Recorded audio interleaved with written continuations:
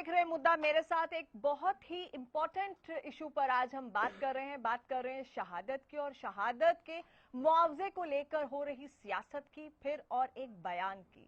इस तरह के बयान कई तरह के सवाल खड़े करते हैं। शहादत किसी मुआवजे के साथ उसको नहीं देखा जा सकता, लेकिन उसके बाद भी जो मुआवजा है उसके पैरामीटर्स क्या हैं, इसके पीछे की पूरी कहानी जिस पर आज हम चर्चा करेंगे। दिखाते हैं आपको ये खास रिपोर्ट।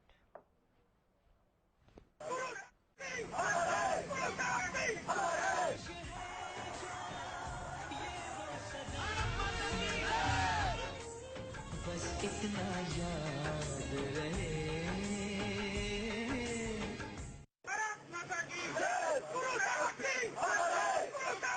खामोश है जो ये वो सदा, वो जो नहीं है वो कह रहा है।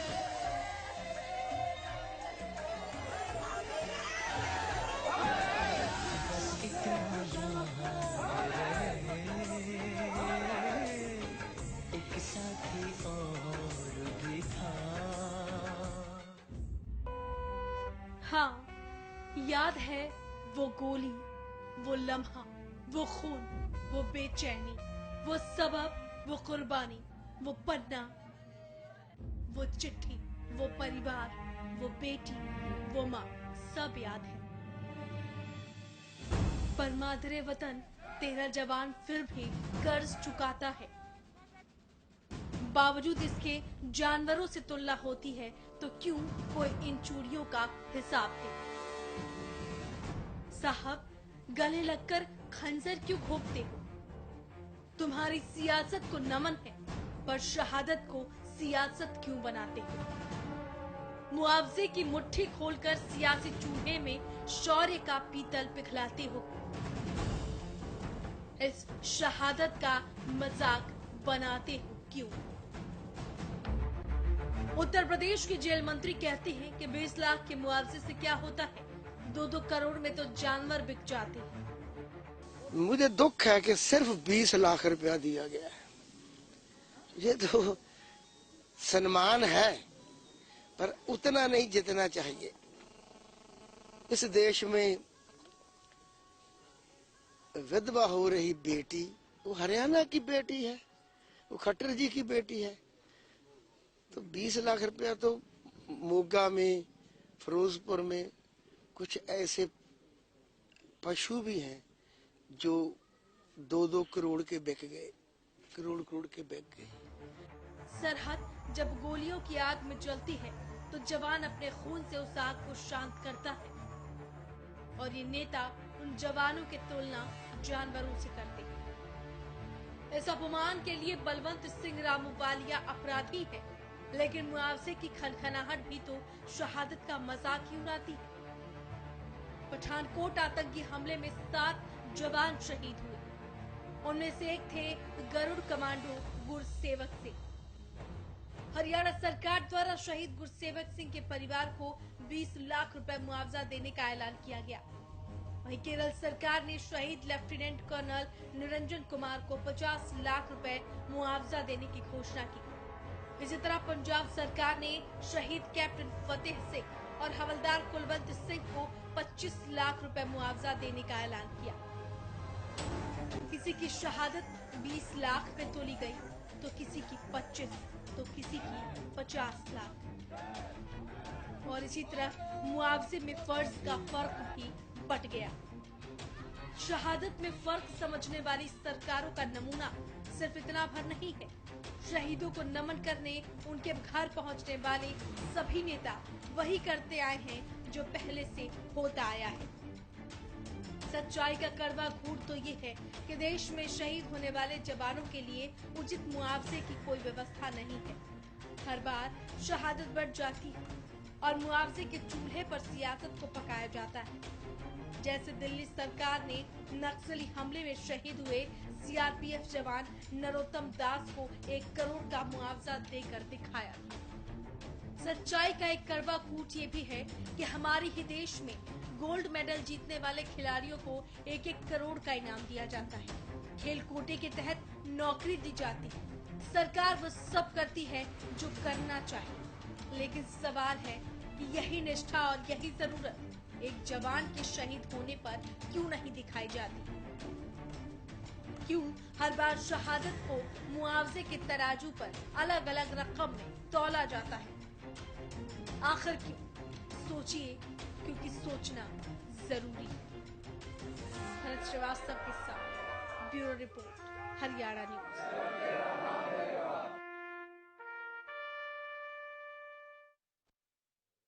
एक ऐसा मुद्दा है जिस पर बात करते हुए भी कहीं ना कहीं दिल में कुछ अजीब तरह के भाव आ जाते हैं। जब बात हम शहादत की करते हैं, जब बात हम सेना के नौजवानों की करते हैं, उनके परिवार की करते हैं, तो सोचने के लिए शायद मजबूर हो जाते हैं कि जो सरहद पर अपनी जान दे देते हैं हम लोगों के लिए, पूरी देश को गार्ड करने के लिए, और उसके बाद अगर इस तरह की सियासत, फिर मुआवजे से तोलना और उसके बाद इस तरह के शब्दों का इस्तेमाल, ये कहीं ना कहीं बहुत बड़ी बातें हैं, मोराल को भी दिखाती हैं। मेरे साथ कुछ खास मेहमान हैं, उनसे बात करेंगे, चर्चा करेंगे। अनिल आर्या हैं, पॉलिटिकल एनालिस्ट हैं। रघुवीर सिंह जी हैं, रिटायर्ड कर्नल हैं। रमन मलिक बीजेपी से, अरविंद भारद्वाज इनेलो से और डीपी कौशिक कांग्रेस से। सभी का स्वागत है। सबसे पहले रघुवीर सिंह जी आपके पास आना चाहूंगी, क्योंकि बात एक सेना के सिपाही से जुड़ी है, उसकी शहादत से जुड़ी है। अक्सर ऐसा होता है कि एक शहादत के बाद कई तरह के बयानबाजियां होनी शुरू हो जाती हैं, मुआवजे की बात भी आती है। ये जो बयान बलवंत सिंह रामूवालिया ने दिया, किस तरह से इसे देखेंगे? देखो मैडम, ऐसे है जैसे कहते हैं ना, जब डिफिकल्टी का टाइम आता है तो इंसान या तो परमात्मा को याद करता है या मिलिट्री को याद करता है। हाँ। तो अभी ये मुसीबत का टाइम है, अभी सबको मिलिट्री की याद आती है, और मिलिट्री की याद में वो एक छोटा सा टोकन दे के क्या इसको बराबरी करना चाहते हैं कि हमने 20 लाख दे दिया, 25 लाख रुपए दे दिया। और इसकी भी बड़ी लंबी स्टोरी है। देने के लिए तो ये बोलते तो है, पता नहीं क्या पेट्रोल पंप दे दिया, गैस दे दिया, देते कुछ नहीं है ग्राउंड पे। हाँ। ऐसे ऐसे मेरे पास केस हैं। आपके गुड़गांव का ही केस है, एक कर्नल भारद्वाज है, उनका बेटा शहीद हुआ था, कैप्टन उमंग भारद्वाज। हाँ। और उसने ऐसा कमाल का कार्य किया था, 6 मिलिटेंट तो ऑन द स्पॉट उसी टाइम मारे थे उसने, और अपना जवानी उसने पूरा कुर्बान कर दिया। उसके घर में क्या नहीं था, सब कुछ था। कर्नल का बेटा है, इतनी प्रॉपर्टी है, स्कूल है, लेकिन उसकी कुर्बानी की कीमत गवर्नमेंट ने क्या दी? उसको अनाउंस किया गया कि उसको पेट्रोल पंप मिलेगा। उसका पेट्रोल पंप 2002 से लेके उसको पेट्रोल पंप 2 साल पहले मिला है, वो भी कोर्ट की लड़ाई करके ब्यूरोक्रेट्स ने एक साइड दी, वो भी रिमूव कर दिया। मतलब ऐसे ऐसे दर्दनाक हादसे आपके सामने आते हैं कि ये जो पॉलिटिशियन और जो ब्यूरोक्रेसी है हमारे शहीदों को कैसे तोलती है, और ये इस देश का हाल क्या होगा। हाँ। अभी लोगों को समझ नहीं आता है। हाँ। जब ये मुसीबत देश पे आती है, और जो ये मजे लेने वाले हैं ना, जो ये शहरों में बैठे हैं, हम लोग, हमारे जैसे जो लोग बैठे हैं, कंफर्ट में बैठे हैं, पैसे में बैठे हैं, इनको ये नहीं समझ में आता कि इनकी रक्षा कौन कर रहा है। आप बॉर्डर को एक दिन के लिए खोल दीजिए, आप, मैं तो कहता हूँ 24, आप 10 घंटे के लिए खोल दीजिए, 4 घंटे के लिए खोल दीजिए, फिर इनका हाल देखिए क्या होगा। बड़े दुख आता है कई बार, क्योंकि हमने बॉर्डर भी देखा और यहाँ हमने पैसे की दुनिया भी देखी है, और मैं तो एक टेक्नोक्रेट हूँ, और मैंने तो यहाँ अच्छी सी पोस्टों पे काम करके भी देखा है। मेरे को दुख लगता है कि देश की हालात और देश के ये जो तोलने वाले देश के प्लानर हैं कैसे प्लान करते हैं। यहाँ रिजर्वेशन होती है 5%, 10%, उसमें भी डिवीजन कर दिया जाता है एक्स सर्विसमैन के लिए। और मैं कंपेयर करता हूँ एक यूएसए से। यूएसए में एक जवान लगता है, वो 4 साल 3 साल का उसका टेन्योर होता है, फिर 3 साल एक्सटेंड कर सकता है। वो 3 साल में ही वो अपना घर बना लेता है, उसको जॉब मिल जाती है, और वो कंफर्टेबल लाइफ बिताता है, और उसका रिस्पेक्ट होता है। तभी वो देश के लिए विदेशों में जाके भी लड़ता है वो सैनिक। किसी भी देश में अपनी सेना तो अपने देश में उसका रिस्पेक्ट नहीं है, बाहर की तो बात ही छोड़िए, और पूरी सर्विस करके भी आता है। एक कर्नल भी है, मेरे को पता है, जैसे मैं एक कर्नल रिटायर हुआ हूँ, एक टेक्निकल आदमी हूँ, उसके टेक्निकलिटी के बेस पे मैंने कितना यहाँ पैसा मिला, उसके बेस पे मेरे को अपना घर बनाया, नहीं तो घर लेना भी मुश्किल है। और ये बड़ी बड़ी बातें करते हैं पॉलिटिशियन या ब्यूरोक्रेट्स। आज 1 रैंक 1 पेंशन के लिए बैठे हुए हैं, सैनिक बैठे हुए हैं, उनकी क्या डिमांड है, कैसे उन्होंने मॉडिफाई किया। तो ये एक शहीदों का क्या है, ये तो जब अभी देश पे ऐसी मुसीबत आई हुई है, एक लोकल वैसे नॉर्मल सपोर्ट देने के लिए हम ये शहीदों के लिए वो कर रहे हैं। आप इसको ये 25,000 30 लाख ये भी नहीं मिलेगा, इसको 1-1 साल तक चक्कर लगाने पड़ेंगे आपको यहाँ लाइव एग्जाम्पल है, सोल्जर बोर्ड में जाके आप हिस्ट्री उठा के देखिए, लोगों को कई साल तक मुआवजा नहीं मिलता है। और ये तो ऑफिसर्स की बता रहा हूँ मैं, और जवानों का क्या हाल है, बहुत बुरी हालत है। सोल्जर बोर्ड बनाया हुआ है, मैं आपको बताना चाहता हूँ। सोल्जर बोर्ड में वेलफेयर ऑफिसर होता है, उसके पास कोई पावर नहीं होती, वो एक डीसी के अंडर होता है, और डीसी ऐसे से शब्द यूज करता है क्योंकि उसने तो पता नहीं बॉर्डर पे क्या होता है। तो ये एक मिनिस्टर ने बोला है, ये बड़े दुखदायक बात है कि एक ऐसी उसके पशु से कंपैरिजन कर रहा है। पर यहाँ मेरे को एक इसकी बात में एक पॉजिटिव चीज नजर आती है। इसका मंत्री का कहने का भाव ऐसे लगता है कि ये कहना चाहता है कि आप 20-25 लाख क्या देते हैं, आजकल तो करोड़ की कीमत नहीं है, आजकल तो पशु बिक जाता है। अनिल आर्य जी, क्या कहना चाहेंगे आप? देखिए, ये बात बिल्कुल सच है, कर्नल साहब की बात से मैं सहमत हूँ। हाँ। कि जो सरहद पर बैठा हुआ है, जिनकी वजह से हम लोग हंस खेल रहे हैं, उनको उतना सम्मान, उचित सम्मान नहीं मिल रहा जितना मिलना चाहिए। और त्रासदी ये है कि जो अनाउंस किया जाता है उसके लिए भी दर दर की ठोकरें खानी पड़ती हैं। बहुत बड़ा सच है, बहुत बड़ा चक्कर ऐसे लगाने पड़ते हैं। कर्नल साहब तो बात कर रहे हैं, कर्नल उमंग भारद्वाज, कैप्टन उमंग भारद्वाज की बात है, उनके जो फादर है, जो जवान है, हाँ। जो बहुत निचले रैंक पे लोग हैं, उनकी स्थिति आप देखिए, कि उनकी विधवाओं की स्थिति देखिए, उनके परिवारों की स्थिति देखिए, वो धक्के खाते हैं। जो ऑफिसर्स लेवल पे हैं वो तो फिर भी इस पोजीशन में होते हैं कि जाके जुड़ लेते हैं, और नीचे वाले मेरा तो कोर्स कुछ में नहीं कर पाते, जिसको मैं हैंडओवर करके आया था जेएनके के अंदर। दूसरा जेएनके में जिसको मेरी साइड वाली बटालियन में थे उस टाइम मेजर दहिया, जिसको मैंने हैंडओवर मतलब साइड वाली बटालियन में मेरे साथ ही रहते थे। मैं वहां से 94 में मूव किया था दिसंबर में जेएनके से, और वो उसी टाइम ज्वाइन किया था। 2 महीने बाद मेरे को खबर मिलता तो वो तो गोली से मर गए, क्योंकि मिलिटेंसी इतनी ज्यादा थी 93-94 में। दुखद स्थिति और उसकी वाइफ यहाँ पे है, वो बेचारी साथ मैंने प्रतिक्रिया लेना चाही, वो इस पोजीशन में नहीं है कि प्रतिक्रिया। दूसरे यही बोला, ना मेरे को रिजर्वेशन मिली, मेरे को जो भी कोर्ट से जाकर लड़ना पड़ा, ना मेरे को कोई प्लॉट मिला, ना मेरे को गैस एजेंसी मिली, मेरे को कुछ नहीं मिला। वही बात मैं कर ये रहा हालात हूँ, है। मेजर जनरल या कैप्टन और कर्नल की नहीं है, जो छोटा जवान है उसकी स्थिति और भी बुरी है, बहुत बुरा हाल और है, से बुरी बहुत है। बुरा हाल है। और सबसे बड़ा दुखद स्थिति ये है कि जवानों को जो मुआवजा दिया जाता है, एक अखलाक एक अफवाह पे मार दिया जाता है तो उसको 55 लाख और 4 फ्लैट सरकारें उतर आती है सड़क के बिल्कुल, ऊपर। वही पर मैं आना चाहती हूँ। वहाँ पर सिर्फ और यहाँ सिर्फ 20 लाख क्या, वहाँ लोग पहुँच भी नहीं रहे। हाँ। तो तमाम नेता और हरियाणा है। में स्वर्ण पद विजेताओं को 2-2 करोड़ रुपए इनाम दिया जाता है, और इनाम वही सरकार देती है जिसने गुरसेवक को 20 लाख का मुआवजा देने की अखलाक बात बरात तमाम लोग, केजरीवाल, ओवैसी, कौन कौन नहीं किया हाजिरी बजाने के लिए, और यहाँ कौन पहुंचा? कोई नहीं पहुंचा। ये जो त्रासदी है, बहुत बड़ी त्रासदी है। चलिए एक मैं अब आ रही हूँ। एक आपने गलत नहीं, मैं फिर भी ये बीजेपी गवर्नमेंट फिर भी पहुंचती है। देखो बीजेपी लास्ट टाइम, चलिए एक मिनट रोक रही हूँ। बहुत बड़ी खबर आ रही है, आ जाइए। एयरपोर्ट को उड़ाने की धमकी मिली है, इस तरह की खबर आ रही है। गुड़गांव के एक कॉल सेंटर पर आया है फोन। एक बड़ी खबर इस वक्त जो हम आपको दिखा रहे हैं, आईजीआई एयरपोर्ट को उड़ाने की धमकी है, कॉल सेंटर पर फोन आया है। एक बड़ी खबर इस वक्त की। और आपको बता दें कि अभी कुछ ही देर पहले हम आपको तस्वीरें दिखा रहे थे कि पठानकोट एयरबेस के बाहर एक संदिग्ध को पकड़ा गया है। और आपको ये भी बता दें कि खबर ये भी आई है कि श्रीनगर में भी हैंड ग्रेनेड से एयरपोर्ट पर हमला हुआ है, और वहां 5 अफगानी आतंकवादियों के होने की बात की गई है। तो बिल्कुल अलग अलग दिशा से एक ही तरह की खबरें आ रही हैं। अनंतनाग में सीआरपीएफ के कैंप पर ग्रेनेड से अटैक हुआ है, ये खबर भी आ रही है। इसी वक्त आतंकियों ने कैंप पर फेंके हैं हैंड ग्रेनेड। श्रीनगर एयरपोर्ट पर भी जो सुरक्षा के इंतजाम है उन्हें और स्ट्रॉन्ग कर दिया गया है। अनंतनाग में सीआरपीएफ के कैंप पर हमला हुआ है। वहीं पठानकोट एयरबेस के बाहर एक संदिग्ध को पकड़ा गया है। आईजीआई एयरपोर्ट गुड़गांव के कॉल सेंटर पर फोन आया है। धमकी मिलने के बाद सुरक्षा एजेंसियों की आपात बैठक बुलाई गई है। इसी बीच मेरे संवाददाता हैं गुड़गांव से नीरज विशिष्ट, उनसे बात करेंगे। नीरज, क्या अपडेट है आपके पास?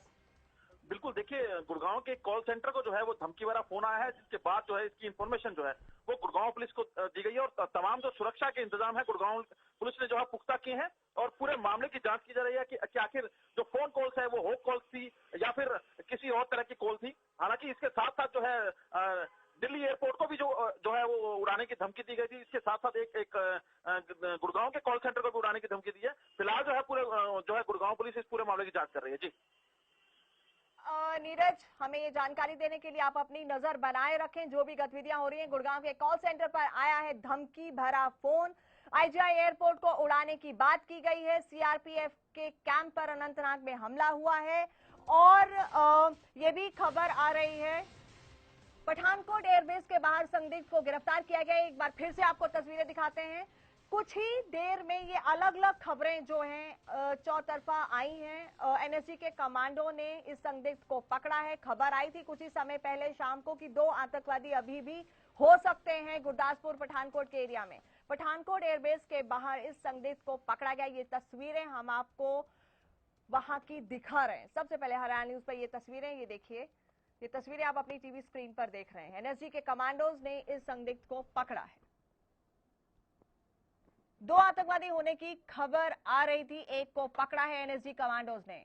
पठानकोट एयरबेस के बाहर की ये तस्वीरें हैं जहां उस संदिग्ध को पकड़ा गया है। श्रीनगर में भी सीआरपीएफ के कैंप पर हमला हुआ है। वहां के एयरपोर्ट की भी सुरक्षा बढ़ाई गई है। 5 अफगानी आतंकवादियों के होने की वहां खबर आ रही है और आईजीआई एयरपोर्ट को उड़ाने की भी धमकी मिली है। सिक्योरिटी एजेंसीज की आपात बैठक बुलाई गई है।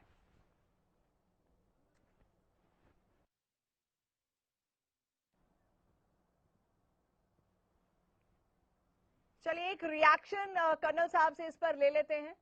चलिए ये भी आपको बता दें कि पंजाब पुलिस को सौंपा गया है संदिग्ध और आज एनआईए की टीम ने पूरी जो है एसपी के साथ इंटेरोगेशन भी की, उन्हें उस सीन पर भी लेकर गए हैं। लेकिन उसके बाद ये जो धमकी भरा फोन यहां पर आना, वहां पर सीआरपीएफ के कैंप पर अटैक होना और फिर वहां के पर संदिग्ध का पकड़ा जाना और अभी भी ये कहा जा रहा है कि एक और हो सकता है क्योंकि 2 लोगों के होने की अभी भी खबर आ रही थी। इन सभी बातों पर आपका एक छोटा सा रिएक्शन।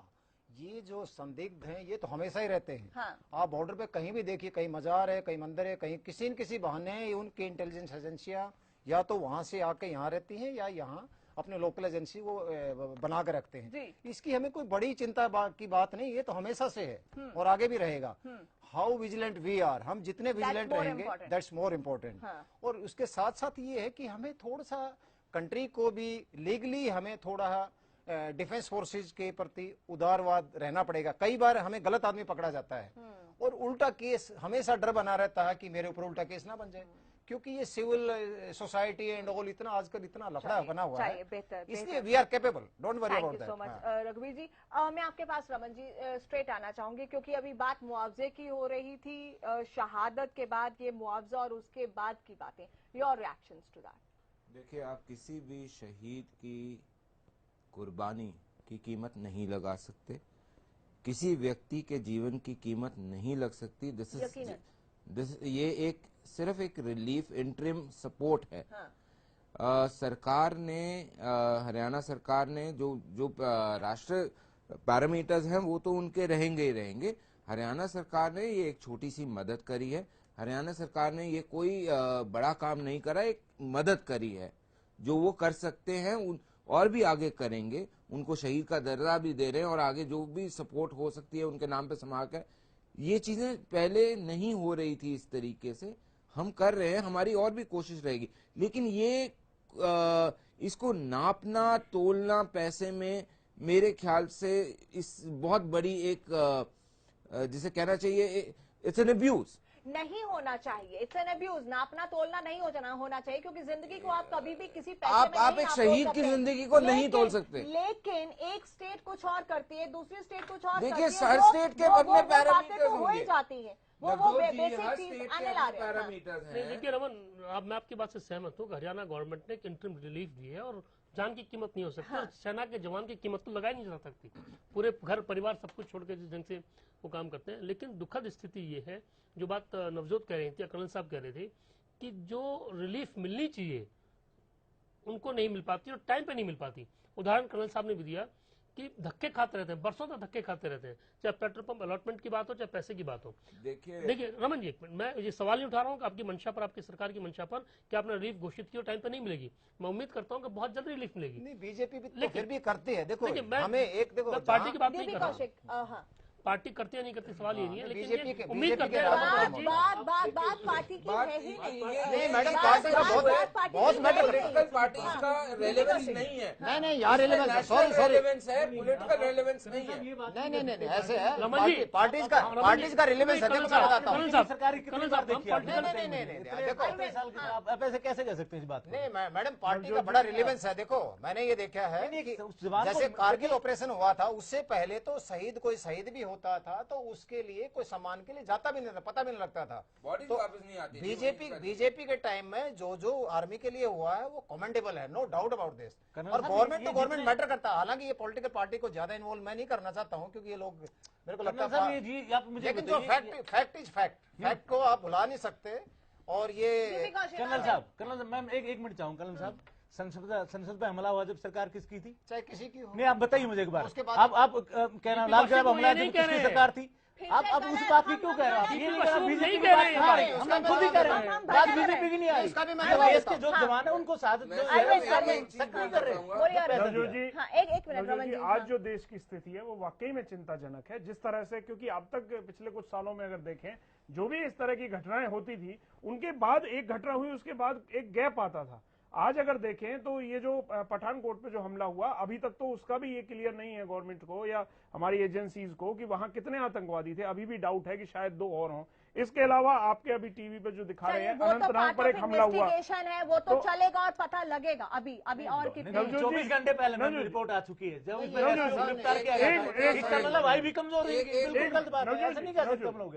हमारे जो सैनिक हैं, सिर्फ शहीद ही नहीं, जो सैनिक सीमा पर बैठे हैं वो भी बहुत कीमती हैं। उनको किस तरह के पैकेजेस या उनको किस तरह की तनख्वाहें दी जाती हैं, किस तरह की सुविधाएं दी जाती हैं, ये भी एक चिंता का विषय है। और जो सिपाही हमारे शहीद हुए हैं, उनका तो, क्योंकि सिर्फ उनका जो परिवार है, उनकी मिसेज हैं, उनके बच्चे हैं, उनका जो पूरी लाइफ है, उसका ध्यान रखना भी सरकार का काम है। जब कारगिल का युद्ध हुआ था और जब हमारे जवान शहीद हुए थे, हमारे हरियाणा के जवान बहुत बड़ी तादाद में शहीद हुए थे, तब हमारे मुख्यमंत्री जी ने, चौटाला साहब ने, माननीय प्रधानमंत्री अटल बिहारी वाजपेयी को चिट्ठी लिखी थी और पेट्रोल पंप अलॉट करने की मांग की गई थी। उसके बाद ये पेट्रोल पंप अलॉट हुए, उससे पहले कभी ये पेट्रोल पंप अलॉट नहीं किए जाते थे। तो इस तरह का कोई ऐसा अरेंजमेंट सरकार को करना चाहिए, मुझे तो लगता या है तो उन्हें कि नौकरियां important दी जाएं। ये है कि जो भी रिलीफ डिक्लेयर किया जाए वो immediately spot, on at the the spot, spot, I agree with come you. से कम बिल्कुल, बिल्कुल, कैश yes. अमाउंट तो इमीडिएटली Immediately हैंड ओवर होना या चाहिए। उन्हें नौकरियां दी जाए परिवार को, ताकि इस बात की एग्री विद यू। नौकरी की कोई नौकरियां भी दी जा रही हैं। सिर्फ 10 लाख 20 लाख से पूरी जिंदगी नहीं चलेगी परिवार में। डिपेंडेंट है उनको, अगर अमाउंट देना चाहते हैं तो कम से कम 1 करोड़ होना चाहिए, या फिर वो सरकारी नहीं होता। नौकरी हो। अरविंद, 1 करोड़ से नहीं होता, डिपेंडेंट को नौकरी मिल जाए, उनको नौकरी रहने की व्यवस्था या जो कोई पहले होता पेट्रोल था, वो पंप, मिल कोई जाएगा। गैस की एजेंसी, कुछ ऐसा दीजिए जो मिलती है, पूरी अरविंद, जिंदगी मिलती जरूर उनका हो, वो मिलती गुजारा है, हो वो क्या है, टाइम आप- लगता है वो उसको। बेचारे 10 की टोकरे ना खाएं। आप एक चीज को इसके लिए समझिए तो मलिक साहब क्या होना चाहिए, एक नोडल ऑफिसर होना चाहिए। सर। मेरी तो अब एक देखो, कर्नल साहब, मेरी एक बात सुन लीजिए, उसके बाद अभी जो दोनों लोग कह रहे थे उसको भी लेते हुए मैं एक चीज बोल रहा हूँ। एक चीज समझने की जरूरत है। आप जिस समय ये बोलते हैं कि जी एक पेट्रोल पंप देना चाहिए, गैस एजेंसी देनी चाहिए, कोई भी व्यक्ति जो इस जज्बे से फौज में जाता है कि उसने देश की रक्षा करनी है, वो इन चीजों का कायल नहीं है, मुरीद नहीं है। उसको उसकी इज्जत चाहिए, उसको उसकी डिग्निटी चाहिए। और प्लीज एक बार ये अब सुनते रहिए आप लोग।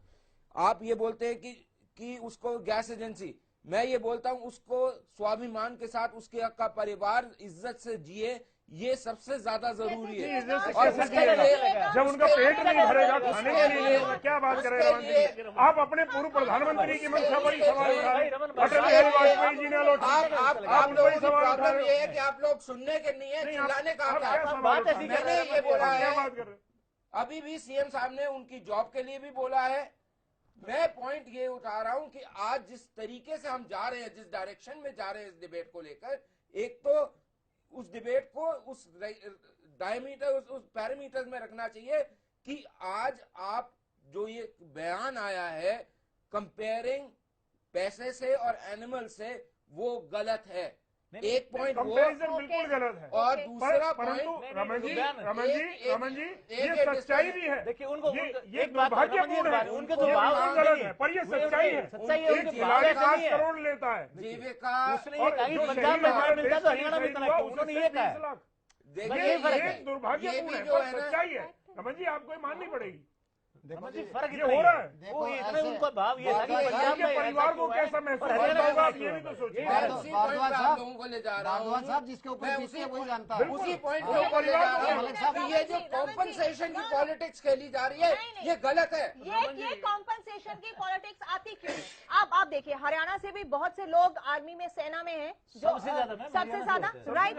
अगर ये एक तरह की चीजें होनी चाहिए। रमन जी, मेरा एक बड़ा सवाल है जिसे हमें समझना होगा। रामू वालिया के बयान को सभी ने कंडेम किया कि कंपैरिजन नहीं होना चाहिए था, लेकिन उसके बावजूद कुछ लोग ये कह रहे हैं कि जो द अमाउंट ऑफ कंपनसेशन, आपने कहा कि जिंदगी को तोला नहीं जा सकता, नो डाउट नहीं तोला जा सकता, हम पहले कह रहे हैं कंपेयर किया ही नहीं जा सकता एक जिंदगी को, राइट। लेकिन एक स्टेट 20 लाख देती है, एक 50 देती है और एक 25 देती है। वो डिफरेंस जो है वो कहीं ना कहीं उस इंसान को भी सोचने को मजबूर करता है कि नहीं करता है। परिवार वालों को कभी ना कभी क्या एक जैसी पॉलिसी नहीं बन सकती पूरे देश में? ये बातें जो है ना, जिसके ऊपर बीतती है वही जानता है। Exactly. ये दूर से बात करने का इज्जत मिलनी चाहिए, जैसे मलिक साहब कह रहे हैं, इज्जत तो हर एक आदमी को मिलनी चाहिए, लेकिन मिलती कहाँ है? यहाँ पे उमंग भारद्वाज की मैं बात कर रहा हूँ, वहाँ चौक बना हुआ है, वहाँ मेंटेनेंस के लिए कोई जाता नहीं।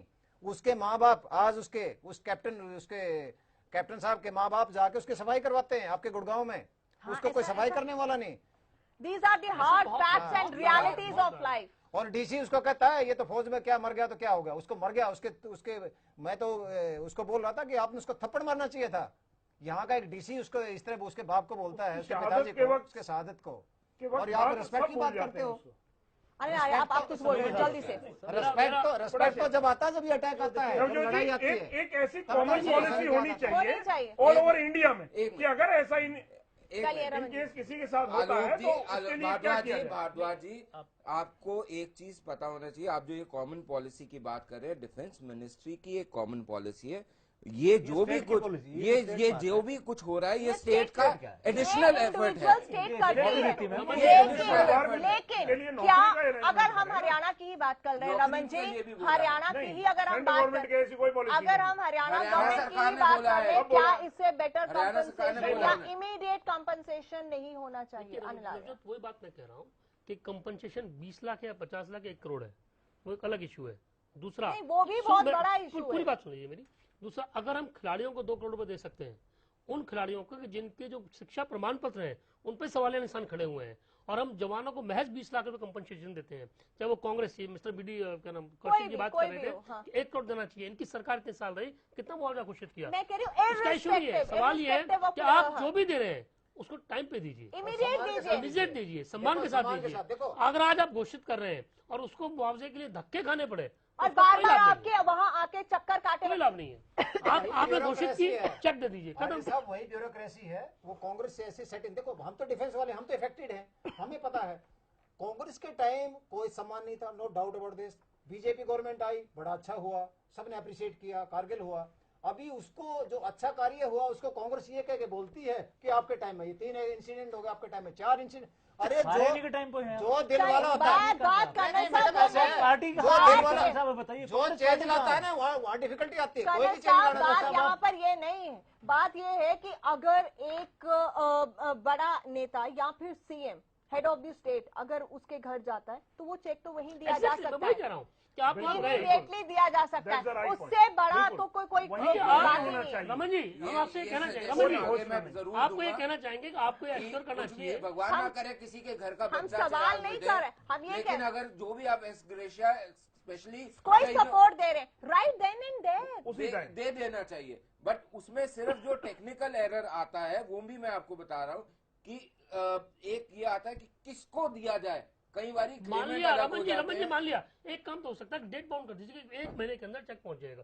ऐसा ना हो कि धक्के बरसों खाने। हाँ, वो होना चाहिए। और मैं आपको अभी भी एक चीज बोल रहा हूँ और आपको प्रोग्राम के थ्रू मैं जनता को ये भी बताना चाहता हूँ कि सीएम साहब ने ये इस पे फुल स्टॉप नहीं लगाया है, इस पे विचार हो रहा है कि और किस तरीके से भी मदद करी जा सकती है। मदद होनी चाहिए। चलिए मैं एक सेकंड रुक रही हूँ। मंजीत हमारे साथ जुड़ गए हैं, शहीद गुरसेवक के रिलेटिव हैं, उनकी फैमिली से, उनसे एक बार बात करेंगे। मंजीत जी, आपको मेरी आवाज आ रही है? हाँ जी, आपकी आवाज आ रही है मैम। मंजीत, मैं आपसे जानना चाहूंगी, हालांकि हम ये पहले ही कह चुके हैं कि शहादत को किसी भी चीज से तोला नहीं जा सकता है, लेकिन जब इस तरह की बातें उठती हैं, सवाल खड़े होते हैं, और मैं जानती हूं कि इस वक्त ये वक्त भी बहुत मुश्किल है आपके लिए इन सब चीजों को लेकर बात करने का, फिर भी बेहद शुक्रिया कि आप इस मुद्दे पर हमसे बात कर रहे हैं। क्या सोचते हैं आप, जो कंपनसेशन, जो मुआवजा, अनाउंस किया जाता है, उससे तोला नहीं जा सकता शहादत को। वो सिर्फ एक सपोर्ट होती है फैमिली को कि वो इज्जत से अपनी जिंदगी का गुजर बसर कर सके। वो इमीडिएट मिलना चाहिए, वो कितना होना चाहिए कि एक जो फैमिली है वो इज्जत से अपनी जिंदगी गुजार सके। क्योंकि आज एक बयान आया बलवंत सिंह रामूवालिया का, उसके बाद कई तरह के सवाल खड़े हो गए। आप क्या सोचते हैं, जानना चाहूंगी। देखिए जी, सबसे पहले तो हम ये कहते हैं कि जो मेरा भाई है उन्होंने अपने देश के लिए पूरी शहादत दे दी, उसका कोई पैसे की कोई वैल्यू नहीं है जी। तो पैसे की तो कोई वैल्यू नहीं, पैसे की तो कोई बात नहीं, 20 दो, 50 दो, 1 करोड़ दो, उसकी तो कोई वैल्यू नहीं है। जो अपनी फैमिली का मेंबर था वो चल गया, इसका हमें बहुत अफसोस है जी। बिल्कुल हम समझते हैं, आपके दिल के जख्म को भी समझते हैं। उसकी कोई वैल्यू नहीं है और उसको कोई कंपनसेट कर भी नहीं सकता, उस जिंदगी को वापस लाया भी नहीं जा सकता। फिर भी अगर सरकार मदद करना चाहे कि जिससे कि बेटर जिंदगी जो है परिवार वाले वो गुजार सकें, उसके लिए क्या सोचते हैं आप कि सरकार को किस तरह की मदद करनी चाहिए, या फिर जो नेता इस तरह का बयान दे देता है उसके बारे में आपका क्या कहना है? देखो जी, अभी मैं इसके बारे में कोई ज्यादा बात नहीं करना चाहता। सरकार खुद जो करना चाहे उनको करने दो, लेकिन जो दूसरे इतना मुआवजा दे रहे हैं, ये कम दे रहे हैं, पैसे की तो कोई बात ही नहीं आई। हमें बस गम इस बात का है कि हमने अपना भाई खो दिया, और खुशी इस बात की है कि वो देश के लिए कुर्बान हुआ। चलिए, बेहद शुक्रिया मंजीत जी हमसे बात करने के लिए। आपके दुख को समझ सकते हैं और हरियाणा न्यूज भी शहीद गुरसेवक के इस शहादत को सलाम करता है जिसने अपनी जिंदगी को कुर्बान कर दिया। बहुत मुश्किल घड़ी है किसी भी परिवार के इंसान के लिए इस पर अभी कोई बात करने की, लेकिन एक बड़ा पर्सपेक्टिव है इसका जिसे हम इग्नोर नहीं कर सकते। अनिल आर्या, वो किसी भी तरीके से नहीं इग्नोर कर सकते हैं। बिल्कुल ठीक कहा आपने कि ये इग्नोर किया भी नहीं जा सकता और करना भी नहीं चाहिए। अगर हम इसको इग्नोर करते हैं तो हमसे ज्यादा संवेदनहीन व्यक्ति कोई नहीं है। हम जो बात कर रहे थे कि जो मुआवजा उनको दिया जाता है, जो सहायता राशि दी जाती है, चाहे वो किसी रूप में हो, चाहे राशि हो चाहे उनकी नौकरी हो, उसको इमीडिएट मिलना चाहिए। हाँ। इमीडिएट नहीं तो उसको महीने का टाइम, कोई भी टाइम बाउंड हो। मैं ठीक बात कर रहे रमन कि शायद ये दिक्कत हो किसको दिया जाए, लेकिन अगर विधवा है तो सीधे पत्नी को जाएगा, सब हो सकता है, लेकिन निश्चित टाइमों को दिया जाए। क्या हो, एक बहस का विषय हो सकता है कि 20 लाख हो, 50 लाख हो, 1 करोड़, वो बिल्कुल बहस का विषय हो सकता है। पर मैं एक सवाल और कहना चाहता हूँ कि ये तमाम चीजें खत्म तब होंगी जब इन ऑफिसर्स के, जो IAS IPS और प्रशासनिक अधिकारी हैं या जो नेता हैं, इनके बच्चे सेना में भर्ती हों और वो सेना के स्कूलों में जाके पढ़े, उनको समझ आए कि दिक्कतें कहाँ हैं। भगत सिंह तो पैदा हो, मेरे घर में ना हो, पड़ोसी के घर में हो। ये जो मानसिकता है, जिस दिन ये मानसिकता खत्म हो जाएगी, मुझे लगता है ना तो मुआवजे मिलने में देरी होगी, ना ही सैनिकों की जो बाकी जो दिक्कतें हैं, चाहे 1 रैंक 1 पेंशन की बात हो, चाहे दूसरी सुविधाओं की बात हो, चाहे जो शोषण बाकी तरह से होता है, उन तमाम जो बातें हैं वो तमाम बातें तब खत्म हो सकती हैं, उससे पहले नहीं हो सकती। बिल्कुल मैडम, ये है कि देश के अंदर दो country has been divided into 2 parts. एक विलेज बैकग्राउंड के लोग हैं और एक शहर की बैकग्राउंड के लोग हैं। अभी आज फौज में कौन जाता है? गांव के लोग। शहर का तो ऑफिसर भी नहीं जाना चाहते। आज के दिन ये हालात हैं और ये डिवाइड ऐसा बना हुआ है, ये देश को भुगतना पड़ेगा इसका रिजल्ट। अभी देशवासी शायद ये सोच रहे हैं कि शायद कोई दूसरा ही हमारे लिए लड़ाई लड़ेगा। मेरे को लगता है ज्यादा दिन चलने वाला नहीं है। इस पे भी गहर विचार करने की जरूरत है। आज किसी को देखिए, आज 2 ऐसे ग्रुपों में बटा हुआ है। मैं हूं, मेरी गाड़ी का ड्राइवर गांव वाला, मेरा सिक्योरिटी गार्ड गांव वाला, मेरा कुक गांव वाला, और उसको मिलता क्या है? कुछ नहीं। मेरा सैनिक गांव वाला। तो ये भी गवर्नमेंट को सोचने की जरूरत है, ये कब तक चलेगा डिफरेंस। आज आदर रिस्पेक्ट किसको मिलता है? गांव वाले सब रिस्पेक्ट करते हैं। डीपी कौशिक, आप कुछ कहना चाह रहे हैं जल्दी से? मैं इसमें तो ये कहना चाहते कि फैसिलिटी सुविधा तो इनको सबको दी जाती है, पहले भी दी जाती है। इनको मैदान भी, स्टेट गवर्नमेंट भी अपनी कुछ पॉलिसीज बना सकती है, इंडिविजुअल बनी हुई है, बट उसको टाइम लगता है। वो एक अलग पॉलिसियां बनी हुई है, मैं बता रहा हूँ। पॉलिसी बनी फ्लैट भी दिए हुए हैं, प्लॉट भी दिए जाते हैं। देखो, मैं आपके चैनल के माध्यम से डिपेंडेंट को नौकरी भी दी जाती है, बट उसमें टाइम लगता है। ये गवर्नमेंट में थोड़ा सा ये टाइम लगता है। देखो, मैं आपके चैनल के माध्यम से बताना चाहता हूँ, ये टाइम लगता है। मैं एक MTech हूँ, LLB हूँ। लास्ट ईयर 4 साल पहले मैंने प्लॉट के लिए अप्लाई किया। उसमें प्रेफरेंस है ex serviceman first, second women, third है इंजीनियर्स। मेरे पास 2 क्वालिफिकेशन है, मैं एक्स सर्विसमैन हूँ और मैं इंजीनियर हूँ। उसके बावजूद भी मेरे को प्लॉट नहीं दिया गया। मैंने केस डाला क्यों केस डालते हो, किसी की धमकी आती है टांग तोड़ देंगे, वो तोड़ देंगे। उसके बाद मैंने कहा नथिंग डूइंग, केस डाला। आज सीबीआई इंक्वायरी ऑर्डर हो चुकी है कोर्ट से। पुराने मुख्यमंत्री जो कांग्रेस के दुआएं देते हैं ना, कौशिक साहब जैसे, उस मुख्यमंत्री के अगेंस्ट एफआईआर लॉन्च हो चुकी है। और वो किसने की? एक्स सर्विसमैन है। 2 एक्स सर्विसमैन फाइट कर रहे हैं, मैं और कर्नल जैन। क्या किया उसने? हमारे पास उस टाइम जितनी फैक्ट्री लगाने की उसकी जरूरत थी उतने पैसे बैंक में हैं। रमन जी यहाँ मैडम पर यहाँ देखिए, ये देते हैं, ये कांग्रेस वाले ये जो बातें करते हैं ना। कर्नल साहब, बात यहाँ कांग्रेस बीजेपी की नहीं है। आप पार्टी पार्शलिटी से बाहर को उतरना होगा। बात यहाँ कांग्रेस बीजेपी की नहीं है। बात एक किसान, एक जवान की शहादत की है। मैं मैडम ये बता रहा था, एक्स सर्विसमैन को क्या देते हैं? एक्स सर्विसमैन के नाम पे आप एक्स सर्विसमैन की भी नहीं, बात हम कर रहे हैं उस जवान की शहादत की और उनको मिलने वाले कंपनसेशन की और उस बयान की। वहाँ पर कहीं ना कहीं चीजों को बदलना होगा। इतनी बड़ी प्रॉब्लम है, इतनी बड़ी प्रॉब्लम है। ये आपके पास में यहाँ एक्स सर्विसमैन का ये सेल है यहाँ पे ही, उससे जाके आप कल सर्वे कीजिए कितने को मुआवजा मिला है, आपको आंखों में आंसू आ जाएंगे। वो डेफिनेटली पॉइंट है Raman ji, this is a big point कि मुआवजा मिलने में बहुत देरी होती है और कई बार बंदा उस चीज से चक्कर लगा के ही फेड अप हो जाता है। उससे बड़ी त्रासदी कोई नहीं। देखिए, 2 चीज़ों में के लिए मैं आज यहाँ पे आपके कमिटमेंट कर सकता हूँ। एक, ये पुराना जो प्रकरण है मुआवजा मिलने में समय और ये और वो, इस चीज़ को मेरे मुख्यमंत्री ने बहुत स्पष्ट रूप से हर एडमिनिस्ट्रेटिव ऑफिसर को बोल दिया हुआ है कि इसके ऊपर कोई भी लैक्सिटी नहीं बर्दाश्त करी जाएगी। एक दूसरी चीज़ जो अभी जैसे मैं आपको बता रहा था, ये एक इंटरिम रिलीफ है जो स्टेट की तरफ से है, नॉट फ्रॉम द सेंटर।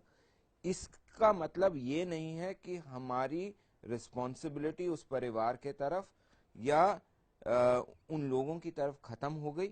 अगर हमारी जरूरत उनको महसूस होती है, मुख्यमंत्री जी के द्वार खुले हैं, वो उन्हें लिखें, उनको मिलेगा। और उस परिवार के लिए बार बार आना, सीएम हाउस में अपनी बात कहना, देखिए ये बहुत मुश्किल होता है। ये बहुत मुश्किल होता है, बहुत मुश्किल होता है। प्रैक्टिकल चीजें ये हैं। साहब, आप तो ऐसे बोल रहे हैं जैसे मुख्यमंत्री जाएंगे तो वहीं पे साइन करके दे देंगे। ऐसा होता है, ऐसा चेक दिया जा सकता है, ऐसा कुछ नहीं। हमारे मुख्यमंत्री साहब तो बड़े अच्छे दिया जा सकता है। आप ये इनकार मत कीजिए कि नहीं दिया जा सकता। और दूसरा, आप नौकरी की बात जो कर रहे थे अभी पीछे, नौकरी की घोषणा नहीं करी है, नौकरी भी देनी चाहिए। सपोर्ट परिवार का क्या हुआ है, उसकी मिशन का क्या होगा? 20 लाख तक चल रहा है। मंत्री जा चुके हैं, वहाँ पे पार्टी अध्यक्ष भी पहुँच चुके हैं। रमन जी, आपसे हमसे एक एश्योरेंस चाहते हैं। आप सरकार में है, इस वक्त सत्ता में है, पीछे जितनी उसमें कमियां रही, जितना धक्का लोगों को खाने पड़ा, आपने कोई ऐसी पॉलिसी या कोई ऐसी अनाउंसमेंट आप करा दीजिए, कह दीजिए कि 1 महीने कोई टाइम फिक्स कर दीजिए कि कोई भी अगर ऐसा कोई परिवार होगा जिसको मुआवजा मिलना है या कोई सहायता मिलनी है सैनिक परिवार को, जो भी होना है उसको 1 महीने के अंदर मिल जाएगा, धक्के नहीं खाने पड़ेंगे। एक बात। दूसरी बात, कुछ ऐसा कर दीजिए कि उनको बार बार ना आना पड़े। आपके हर जगह पे जिला सैनिक बोर्ड है, उन सैनिक बोर्ड की जो ऑफिसर्स हैं, जो कारिंदे हैं, उनको इतना टाइट कर दीजिए कि वो काम प्रॉपर टाइम पे हो जाए। पावर दे दीजिए। अगर इतना भी आपने कर दिया तो हम मानेंगे कि आपके सरकार ने कुछ काम किया। क्या ऐसा होगा, इस पर चर्चा करेंगे एक छोटे से ब्रेक के बाद। बने रहिए हमारे साथ। वक्त एक छोटे से ब्रेक का, जल्द लौटते हैं।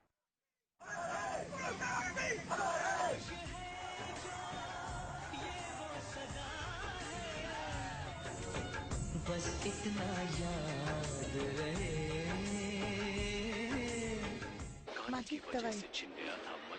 एक इम्पोर्टेंट मैसेज, अगर आपको टीवी सीरियल्स देखने का शौक है तो जल्द से जल्द अपने घर में सेट टॉप बॉक्स लगाइए।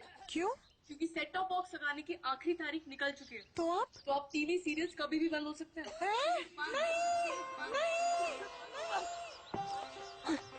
नहीं, सीरियल्स के बिना दिन कैसे कटेंगे हमारे? आप ही बताइए ना, कौन सा सेट टॉप बॉक्स लगवाए?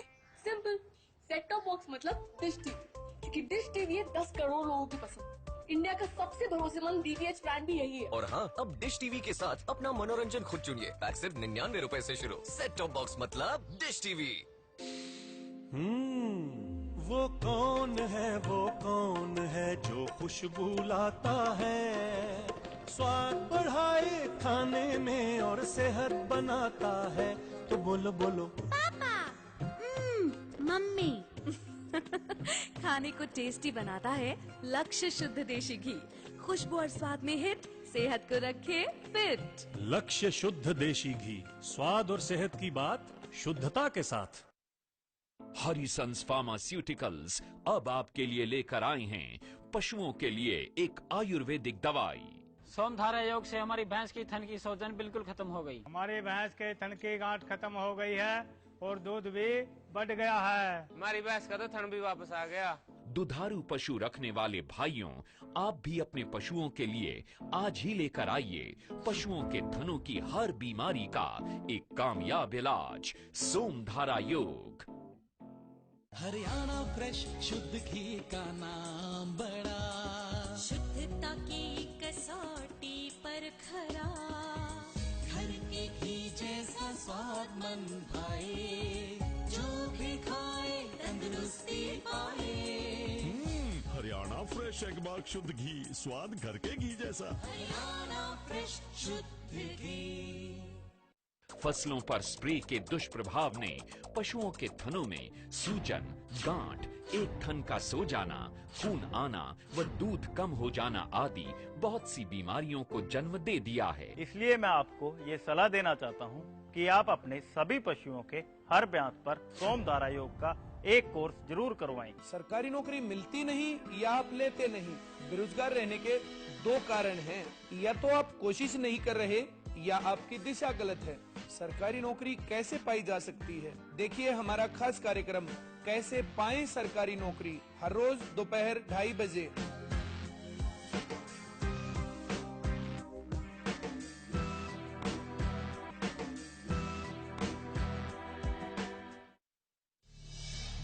कौन सच्चा, कौन झूठा, कौन देशभक्त, कौन गद्दार, कौन लंका का भेदी, कौन सच्चा सिपाही। क्राइम रिपोर्ट में देखिए उस पहर का सच।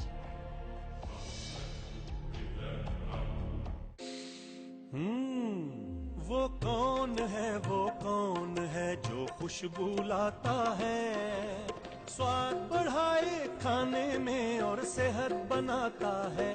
तो बोलो बोलो पापा, मम्मी।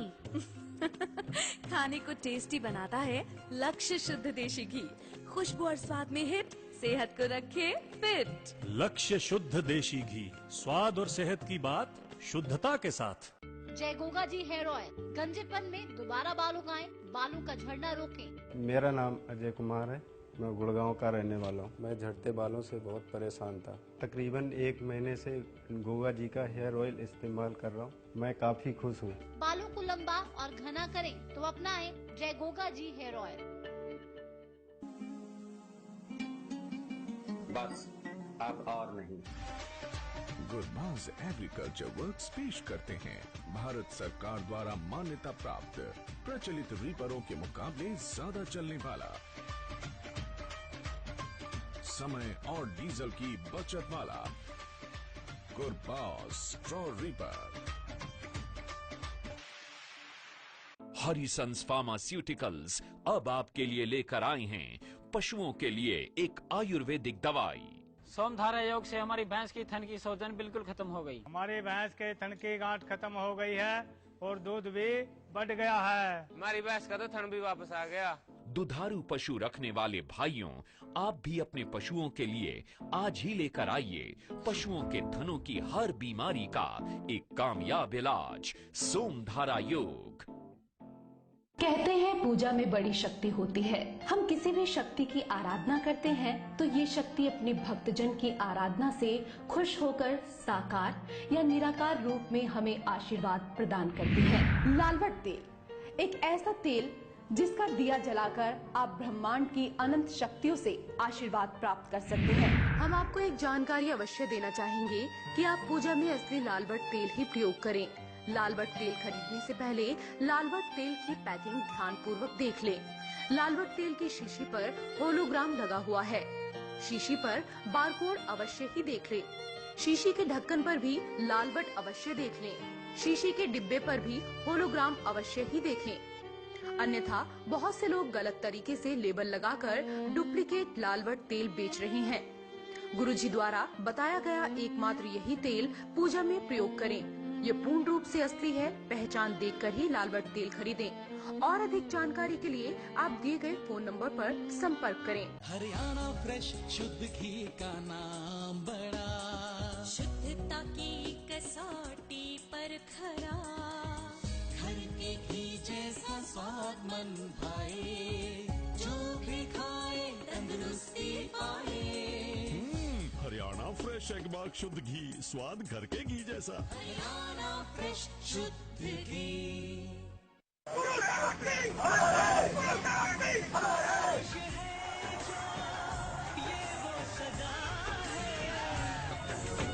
बस इतना याद रहे।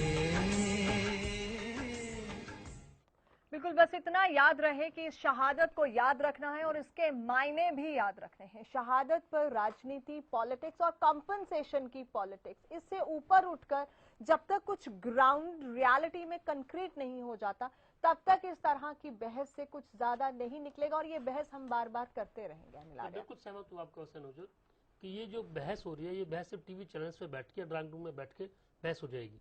जब तक धरातल पे तमाम पॉलिटिकल पार्टीज, चाहे वो कांग्रेस हो, चाहे भी कोई भी पार्टी हो, उनको जो ग्राउंड रियलिटीज हैं उनको समझना पड़ेगा। चाहे मुआवजे की बात हो, चाहे सैनिकों की सुविधाओं की बात हो। हमारे सामने ये बात भी कई बार आई है कि सैनिकों के पास साजो सामान का स्तर क्या है। पीछे वीके सिंह की एक रिपोर्ट आई जब वो आर्मी चीफ थे, सियाचिन की स्थिति क्या है। जो बेसिक नीड्स हैं आर्मी की, उनको भी समझना होगा। और जो सैनिक रिटायर हो जाते हैं उसके बाद उनकी स्थिति क्या है, उनके परिवारों की स्थिति क्या है, उनको भी समझना होगा। ना मुआवजा प्रॉपर दे पा रहे हैं, ना उनको सम्मान प्रॉपर दे पा रहे हैं, ना ही उनको जॉब, रिटायरमेंट, जो कल साहब बात कर रहे थे, रिटायरमेंट के बाद उनकी जॉब की स्थिति क्या है। वो तमाम ऐसी चीजें हैं कि एक एक पहलू पर बिना किसी पॉलिटिकल विल के, बिना किसी राजनीति के सोचना होगा, समझना होगा। जनता से आप उम्मीद करते हैं कि सैनिकों के सम्मान को जनता सम्मान करती है, ऐसी बातें नहीं करती है। लेकिन जो पावर्स में है, जो एग्जीक्यूट करते हैं, जो दे सकते हैं, उनको समझना पड़ेगा, चाहे वो IAS हो, चाहे पॉलिटिशियंस हो।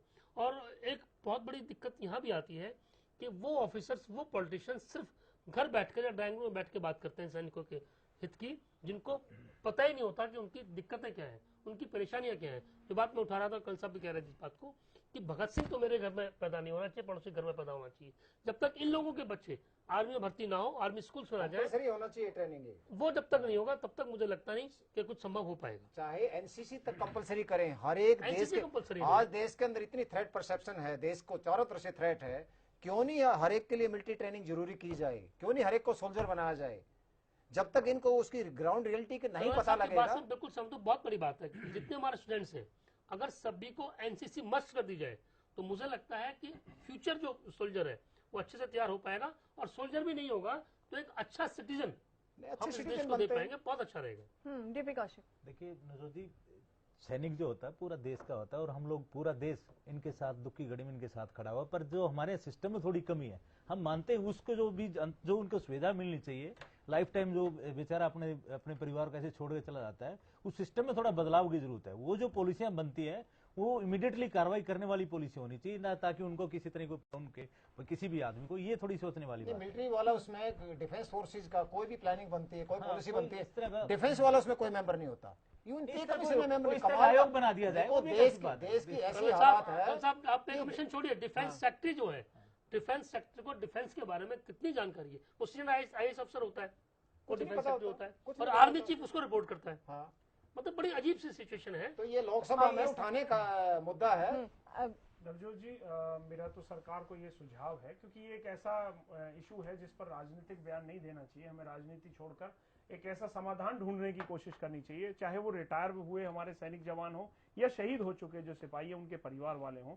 उनके लिए सरकार को स्थायी नीतियां लेकर आए कि उनके परिवार जो है वो किस तरह से आगे सर्वाइव करेगा। उनका सम्मान भी हमें बनाए रखना है, उनका सम्मान हमेशा रहे और उनकी जो आर्थिक जो जरूरतें हैं उन्हें पूरा किया जाए। जैसे कोई जॉब दी जाए या कोई जिस तरह के पहले पॉलिसीज रही, कोई पेट्रोल पंप, गैस की एजेंसी या और बहुत सारे ऑप्शंस है, सिर्फ पेट्रोल पंप की बात नहीं है। तो ऐसा कोई एक स्थायी कानून एक बनाया जाए, नियम बनाया जाए, ताकि हर बार ये ना हो कि मुख्यमंत्री घोषणा करे, कोई 20 करे, कोई 10 करे, कोई 30 करे, ऐसी बोली या ना रमन जी, स्टेट गवर्नमेंट क्या इसको लेकर कुछ कंक्रीट आएगी सामने? इस विचार के ऊपर मुख्यमंत्री जी जरूर सोचेंगे कि क्या स्टेट एक अपनी डिफाइंड पॉलिसी बना सकती है, क्या जो भी उसके लीगल पैरामीटर्स हैं ये देखने पड़ेंगे। लेकिन ये एक सुझाव जो है ये पहले से भी चल रहा है, विचाराधीन है कि एक स्टैंडर्डाइज पॉलिसी जरूर होनी चाहिए इस तरीके के इवेंट्स में। लेकिन एक और बात की तरफ मैं जो आप लोगों का ध्यान उठाना चाहता हूं कि ये जो इनहेरेंट कल्चर बन गया है, इसके को देखने के लिए आपको थोड़ा सा हिस्ट्री में जाना पड़ेगा।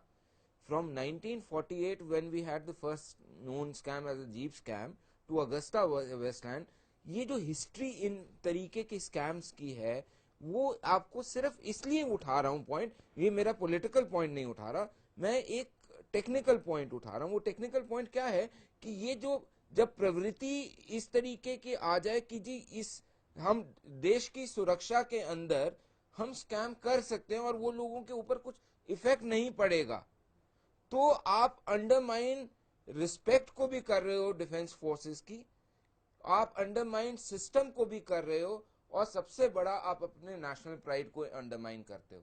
और जहां नेशनल प्राइड अंडरमाइन होती है वहां बहुत कुछ खोया जाता है। नहीं तो आप इसके जरिए नटशेल में कहना क्या चाह रहे हैं? मुआवजे की बात करते हैं, मुआवजे आप स्कैम की बात कर रहे हैं। एक मिनट आप रशिया से जो मिग खरीदे गए थे, जो एक्सीडेंट्स हुए थे, उनमें हमारे पायलट मरे थे, आप उसकी भी बात करो, आप ताबूत के घोटाले की भी बात करो, वो प्रूव हो चुका है। आप कोर्ट के फैसले सुन लीजिए। आलोक जी मैंने तभी बहुत क्लियरली बोला था, पॉलिटिकल वाद विवाद में मत पड़िए, आप पढ़ रहे हैं, जिस विषय पे बात हो रही है उसकी बात आप पढ़ रहे हैं। मैंने तभी कैविएट लगा दिया स्कैम का आपका, मैंने आपके नेता जहाँ है वो पता है, आपके भी नेता हैं, मैं हमारे कोई नेता नहीं है। बताओ, लक्ष्मीकांत शर्मा शिक्षा मंत्री मध्य प्रदेश में जेल में, आज भी व्यापम घोटाले। तो आपके राष्ट्रीय अध्यक्ष, आपके राष्ट्रीय अध्यक्ष बंगारू लक्ष्मण पे आरोप लगे, रंगे हाथ पकड़े गए थे, नहीं पकड़े गए क्या? क्या बात कर रहे हैं? रमन सिंह पर धान घोटाला करिए ना, क्या बात कर रहे हैं? कोई शर्मा जेल में है 2 साल से, आज भी जेल में शिक्षा मंत्री, क्या बात कर रहे हो? आप इन बातों को रहने दीजिए। सुनिए, रमन जी, जो आज विषय है सिपाहियों, मैं भी कर सकता हूँ, सिपाहियों की बात कीजिए, आप उन बात को मत कीजिए, ऐसा नहीं है, आवाज ऊंची नहीं करिए उन बातों को, आप आवाज ऊंची करके डिबेट नहीं खड़ा करेंगे। आप आवाज ऊंची कर रहे हैं, आप मैंने एक सिंपल सी पॉइंट बोले, आप सुनिए, मैंने सिंपल सी पॉइंट बोला, मैंने कैविएट के साथ ये बात बोली है, उसके कोई रेलेवेंट नहीं, मैंने कैविएट के साथ बोली है। आप क्या बातें कर रहे हो? क्यों डाइवर्ट छन्नी का बोले, साथ भी बोले, आप हर बार डाइवर्ट करते हैं। क्या बात करते हैं? मैंने आपसे एक बात की जा रही है, एक सजेशन दिया, मैंने कैविएट के साथ बोली है। गवर्नमेंट जो कर सकती है वो अंडरस्टैंड मतलब क्या होता है कैविएट का? कैविएट का मतलब क्या होता है? नहीं है डिबेट का आपकी क्या है?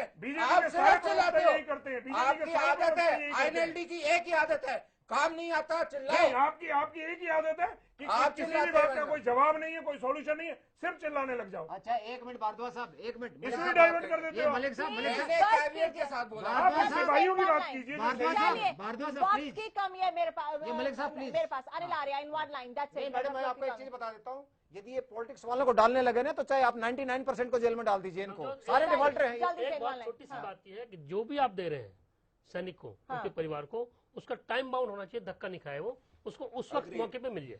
चलिए, बेहद शुक्रिया सभी मेहमानों का इस कार्यक्रम में शामिल होने के लिए। इस उम्मीद के साथ आपसे इजाजत ले रहे हैं कि राज्य सरकार, हरियाणा सरकार इस बारे में सोचे और जल्द कोई ऐसा फैसला ले, ऐसी कोई पॉलिसी बनाए कि जो भी कंपनसेशन, इररिस्पेक्ट ऑफ एनीथिंग, जो भी कंपनसेशन अनाउंस किया जाए, जो शहीद हुए हैं उन्हें फौरन तौर पे वो मिले, एक टाइम बाउंड वो कंपनसेशन अनाउंस किया जाए और उसी में वो मदद मुहैया करवाई जाए। और भी कोई अच्छी पॉलिसी अगर शहीदों के लिए बनती है तो उसका स्वागत होगा। इसी उम्मीद के साथ लेंगे आपसे इजाजत।